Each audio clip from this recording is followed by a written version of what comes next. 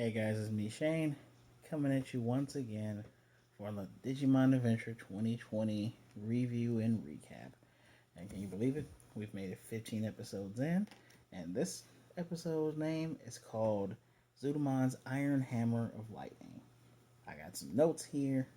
Uh, between you and me, this is my second time going through this video. I have a list of notes, but I'm probably not going to need it because I probably memorized them by now. Use the rest of my notepad for this. Our little intro today is obviously about Gomamon, and a little tidbit is apparently the marching fishes are Gomamon's followers. So apparently they're pretty dedicated because whenever he uses marching fishes, even if he's in the air on the ground, they're right there.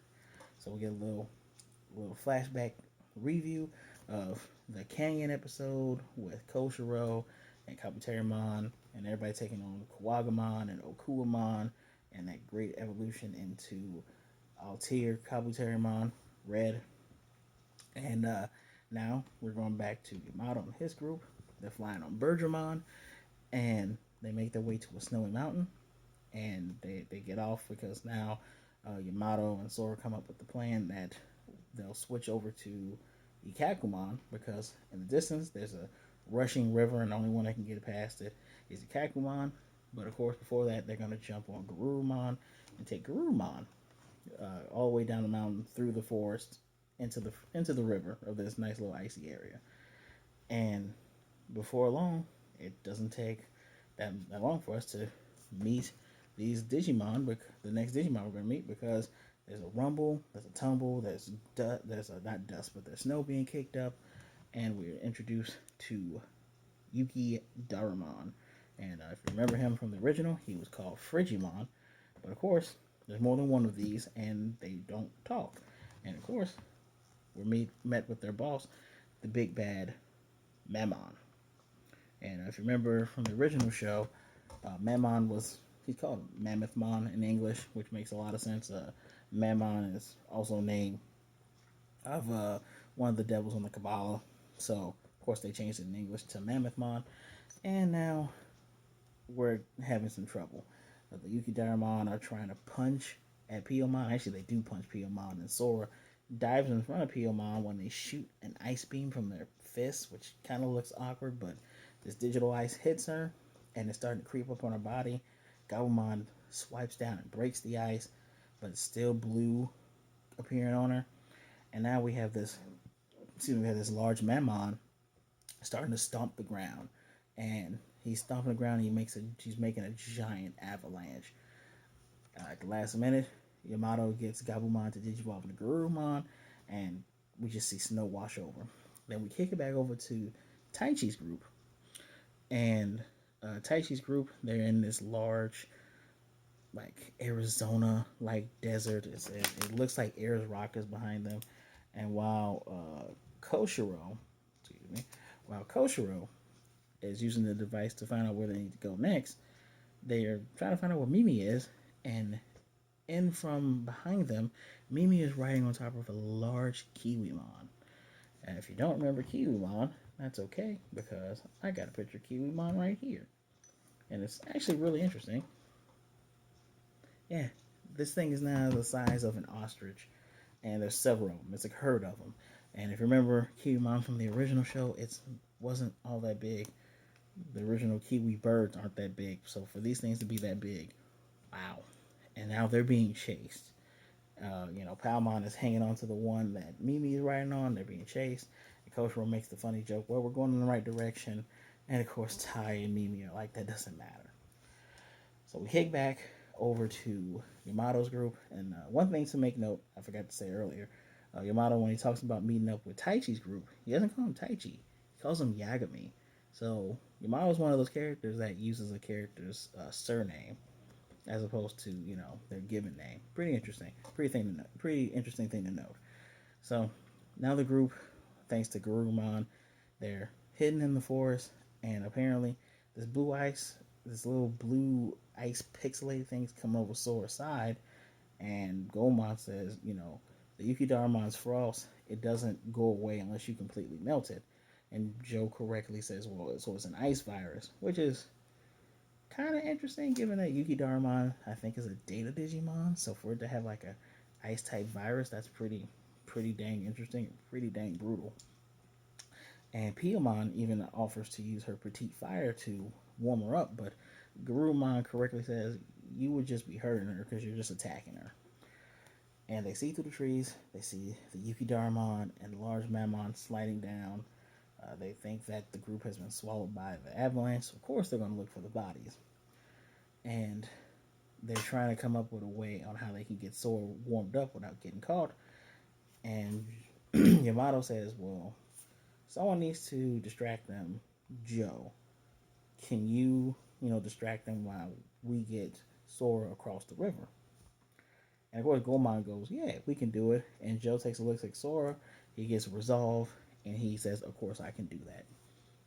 Not a problem, right? Just want to make sure I am up on my notes.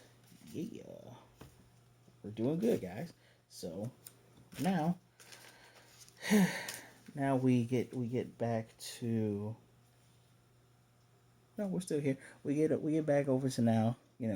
Joe and Ikkakumon going to distract them. Now, just an interesting thing to note. If you remember seeing Ikkakumon in the desert, just going through the sand, he's sliding through the snow like it's water. And they get the attention of Yukidaramon, who are all around them, and they're sliding around like they're Iceman. And they see Mammon ahead of them. And, they use the Vulcan harpoon to try to get its attention, or at least hurt it. Does no damage to this thing. And if I can point you back to Mammon's helmet thing here with the eye, that thing, it looks like when he looks back at them, it looks like he's looking at them because you see the corner of my eye, that thing goes to the corner. And if that thing is actually what he uses to see and it's not just a helmet, I find that amazing. So at this point, they're giving chase. They're trying to escape it while, Garurumon and Yamato are trying to get Sora across the river. And they come up with a plan and say, well, they're going up. We're going to lead them down. We're going to lead the bad guys down the river. And they get to this crevasse, which Joe calls a crevasse. This word's not mine, but they get to a crevasse. Ikkakumon makes it over to the other side. A bunch of Yukidaramon fall in. But unfortunately, Mammon ends up jumping over this thing and makes it. And now they're continuing their chase. We cut back over to Taichi and his group. They finally lost. They've lost the Kiwimon, and they're inside of a cave. And Palmon correctly tells Mimi, hey, you can't play with every Digimon because some Digimon are just wild. So just be careful. But I think Mimi might be in tune with nature or something like that because she feels this wind within the cave. It even blows her hair, but she's the first one to feel and react to it. And they resolve to go deeper in the cave, and Taichi's leading the charge to go deeper within this cave where they feel this wind. Cutting back over to Joe and Ikkakumon, well, they make it to this little, I don't want to call it a hillside. It's not a hillside. They make it over to like a cliff edge, and there's like this tiny little frozen waterfall.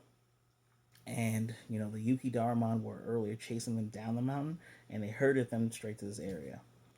And Joe was just saying to Kakumon, we cannot face this thing by ourselves. We can't do this. And Kakumon goes, no, we can do this. We have to do this to protect Sora. And then Joe once again gets enough resolve. And an important thing to note is that Joe is older than the other children. He's studying for exams and things like that. I think for high school. So he is intelligent. He comes from a family of doctors, which also adds to his anxiety and pressure. So he's smart enough to notice that when Mammon makes certain steps into the ground. Oh, just one quick thing. This is Kiwimon. I don't know if I showed it, but I'm just going to show it again. Just saw it down here. Anyway, he notices that the stomp that he made was breaking ice. So he tells Ikkakumon, hey, aim right where he's going to step. With pinpoint accuracy, the aim right where Mammon's going to step. He falls right through the ground. The plan is a success. Unfortunately, it breaks the little edge that they're sitting on, and all of them fall down the side. Now, them falling down the side gets them closer to the river. They just make a beeline for that river and they get across. Mammon and his four Yukidaramon that are left are just left standing there on the river's bank with this black mist just coming out of Mammon, kind of like angry steam. He gets a call on his Digivice from Yamato. Yamato tells him, "Yeah, we got Sora across. We got a fire started. If you want to find us, just follow the black smoke. We're right underneath that." And Piyomon's of course taking care of Sora, and they're happy. They figured, hey, we finally made it across. We've lost these guys. We're good. Well, that darn eye on Mammon starts to glow, and Mammon spews so much snow that it's freezing the river. Not the whole river, but it's freezing a path right across, and it's rapidly approaching them. So Joe and Ikkakumon have to get out of the water. They get out of the water so they're not frozen, but there's the ice sheet across the river, but there's a bridge going across. Obviously, the bridge is to hold Mammon's weight, and they're going across. And now Joe's like, well, "What the heck are we gonna do?" Ikkakumon's like, "Well, we're just gonna have to fight." And Joe's like, "Really?" The Yukidaramon are punching and kicking Ikkakumon, doing their little weird fist ice beam things. Mammon is there, just stomping around and smacking him with his trunk. And Ikkakumon says, "We have to fight Joe. Sora's not healed yet, and we can't lead these guys over there." And we get another cool scene with the chosen child having, thinking of the situation he's in, and he's thinking just, Sora's hurt. The reason why their role was to protect their friends and to handle this situation. And then Yamato calls him back, and Yamato say, "Hey, is everything all right? Is there a problem?" Because Joe had ended up hanging up on him when Mammon appeared again. And one of the most cool moments that Joe's had in this series, and I think even cooler than anything he's done in the first series, he says, "No, there's no problem. We have it handled," and hangs up on Yamato. And that much resolve and that much him being reliable causes that Digivice to glow black. I love the fact that his color is black. Glows black. Kakumon glows black. The little crest appears not just on Digivice but in Kakumon's eye. And we get the best Digivolution scene after Kabuterimon into Altier Kabuterimon. And the only thing that tops that is Greymon into Metal Greymon. This is everyone else's don't even care. Just this one was really good. It shows so well how you go from Ikkakumon to Zudomon. He does his Choshinka. You get this four-legged thing turn into this two-legged beast, and that is our dear Ikkakumon right there. Shell and everything. First, of course, he appears as this humanoid form with muscles. He does not have his hammer yet. Important thing to note. And I'm gonna point you back to this picture. Sorry about the glare. That little claw right there. Before Yukidaramon jump up at him and in Dragon Ball style, with that left hand, he just swipes, and all of them are just obliterated. I don't see any pixels or anything. It's just white light. They're gone. So Mammon stomping around, makes a charge at him, catches one of the tusks, uses that claw to, it's not really a stab, but it's like a punch, knocks him off of the ice bridge onto the little icy path, and we get one of the coolest intros to an attack. He lifts up his hand, and all of this thunder and lightning goes down, and we're going right into the title of it. He basically calls him Monir. I don't know what the hammer is called, but I'm calling it Monir. Monir comes straight down into his hand, and he's jumping off of the side of the bridge. He's coming down, and the attack is called Hammer Spark. But as he's coming down, his eye is looking over at Joe. And we get another awkward moment where, like, remember I said before Koshiro had that awkward silence before Altier Kabuterimon hit his special. Get another awkward silence where I just wish they would have them say, "Go Zootomon, go ahead and finish it," something like that. But get another awkward silence, and he does his hammer spark. Well, as the hammer's coming down, black miasma is spewing from Mammon. So I guess he's just going to try to poison them, but the hammer's breaking through all this miasma. He just strikes Mammon straight on the head, destroys him, destroys the bridge, just pixelated fury. And he lands back in front of Joe. They share a smile that they did it, and all that ice, it just comes down as rain, and there's a rainbow behind Zudomon. Just one of the best finishes, I have to say. I really appreciated the Hornbuster from Altair Mon. I loved Garudamon's Crimson Wing. I'm a Greymon fan, so I love the Giga Storm. This was amazing. Just the whole visuals of it, especially the crest of reliability symbol in Zootomon's eyes. He's doing the move. Amazing. So after a quick commercial break, we go into the real world where apparently it's the third day of the blackouts, and just I can't even believe that time has been moving like that, because it just looks like it's still almost one single day for the chosen children, and 3 days have gone by. So as we know, time does move a little bit slower down there. So, I hope they really get there. And then just kind of a show of like the real world. People are doing the train track challenge. The only thing that's working are cell phones, which is kind of, the guy on the news makes notes like, this is really weird. The only cell phones are working, but they're encouraging everyone to have a cell phone around so they can get updates. And people doing this weird train track challenge. I got a feeling that once they get the power back on, people are going to be a little bit in danger because of trains. But anyhow, we cut back to Yamato's group.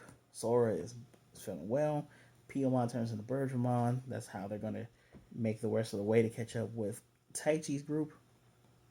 And of course, they all thank Joe and say, "Thank you, Joe. We really appreciate you helping save her." Excuse me. Of course, Joe goes on saying, "I'm the leader. Of course, I got to help you guys." And of course, Yamato and Sora ignore him as they're saying, "All right, let's go." And Gohan gets a laugh. We get our little comedy spot. We go right back to Taichi, Koshiro, and Mimi. And they're going through this tunnel, and Koshiro makes note. He says it's kind of wet and slippery in here, which makes me think they're like inside of something's mouth. It reminds me of, coincidentally, Naruto, the scene where Jiraiya had put Itachi and Kisame in the giant toad's mouth. I was about to say, are you guys gonna pull a Naruto? Are you gonna pull a Star Wars? Are they inside of something's mouth? Well, they literally see a light at the end of the tunnel. They cross through it, and all of a sudden, they're coming out of a subway in Tokyo. And that is where the episode ends. We get a nice little preview. I'm guessing this is a fake Tokyo, but I don't know what Digimon they're facing. I'm actually stumped. I gotta give them a thumbs up and 2 claps, because I have no clue what Digimon they're facing, and I've been able to call it forever because of the previews. So I'm really looking forward to what happens next. So out of 5, this has been one of the best episodes for Joe. I can't really think of any good episodes for him, even in the original. Like, he has so much. It's for him and Mimi.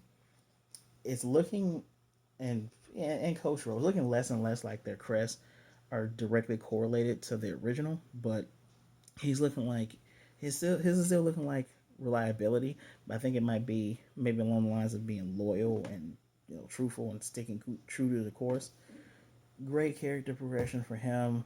You got a character that's reluctant to do everything, but still does it, especially for the good of someone else. The amazing visuals with Zootomon, the great fight. No matter how fast it was an amazing fight for Zootomon.